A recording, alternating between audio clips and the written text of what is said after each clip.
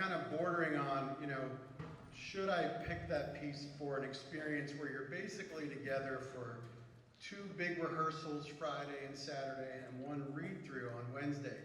And not because it's a super technically difficult piece, but there's just a lot of artistic nuance to that piece that's really challenging. And so I'm so impressed by how well these students learn to perform that in such a short period of time.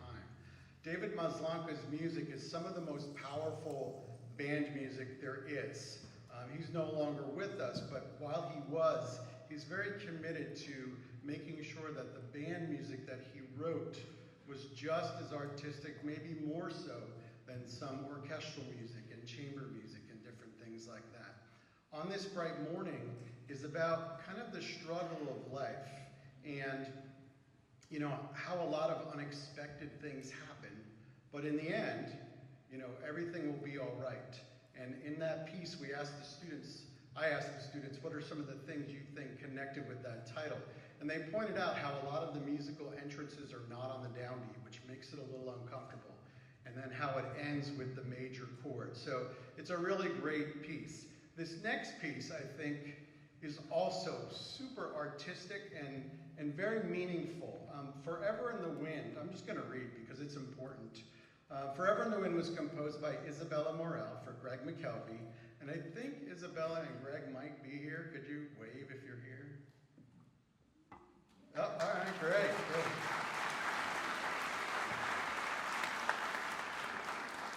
And the Battleground High School Band in Battleground, Washington. The piece is written in memory of Sienna Rose Morrison, a Battleground High School student who passed away on June 15th, 2023, at the age of 17. Sienna was an active leader in both the school's concert bands and jazz bands. She was a percussionist and is described as an incredibly phenomenal jazz drummer. But her legacy reaches far beyond music. Although she was more quiet and shy in her early years, she grew up to be passionate and driven, and she cared for her friends and family with all that she had in her. She was also an accomplished artist and poet, and was a dearly loved student, sister, daughter, and friend. And the piece is meant to show, the struggles of losing someone and remorse, but just the brightness of a life and a presence. And it's based on a poem written by Sienna, and I'm going to read it. It's a little bit of an emotional moment, but I think it's important that her words are heard when we play this piece. As the soft tear trickled down my face, I remembered she said, I will always be there. When the wind blows, I felt a soft breeze, and the tear floated off my face. And that's I'm in the Wind by Sienna Rose Morrison. We hope you enjoy this piece and could hear the musical contrast and meaning that's in it, and it's kind of the essence of what music is. It's powerful communication.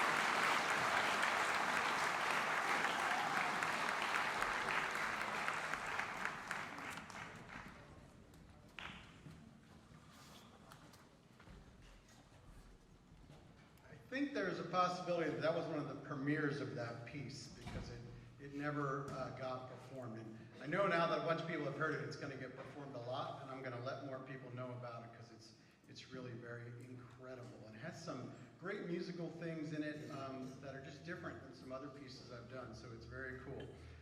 Before we wrap up here with our last piece, I'm going to piggyback on what was said earlier. This is such a great group of not just musicians, but human beings. But hopefully music has been a part of why they're such great human beings. And I've encouraged them to keep playing, whether it's through the rest of high school or into college. And I let them know that most colleges have a band for engineers and art majors and Spanish majors. I know at PSU, actually our biggest band, we call our university band. And it's art majors, engineers, all kinds of students from different areas. And many schools even have scholarships for people to play that are not music majors. They have lots of scholarship for music majors as well. But usually music majors know they're going to keep playing. And kind of one of my missions is to encourage all students to keep playing. And this is not just a Portland State thing. OSU, Oregon, schools in Wyoming, schools in Florida, all have ensembles for people to be in. And the greatest example to me is MIT, one of the greatest engineering schools in the world. And MIT has one of the best wind ensembles because they truly believe that along with the math and the scientific thought, that their students need to be creative if they're going to invent the next great world thing. And their ensemble is pretty incredible because their students write a lot of the music because they're so brilliant. So as you talk to your students, remind them to keep playing. Another thing I told them is never underestimate the power of a band director. And what I mean by that is, if you're applying to a school and you're waiting to hear back, and you're like, uh-oh, I haven't heard anything. Or the school says, yeah, we can take you, but we have no housing. Or, you get offered something and it's $1,000 short. If you send the band director an email and say, hey, I play bassoon or I play this instrument, and they need that instrument, they're going to get right on their computer that day and start emailing people at the university. And I've done it before. I had an incredible, when I lived in Pennsylvania, I had an incredible euphonium player who did not make it into Penn State main campus. And I was like, well, let's write an email to the band director. And as soon as the band director heard him play his euphonium, he was moved to main campus. So band directors can be powerful people. Cherish what you have here in this district. It's really incredible. And it's incredible on a level of the students working together, the directors working together, all the support. And I know most of the time, the support means the parents are out there earning money and running things and doing things. So I want all the students in the audience to give their parents a round of applause for supporting them with lessons and instruments.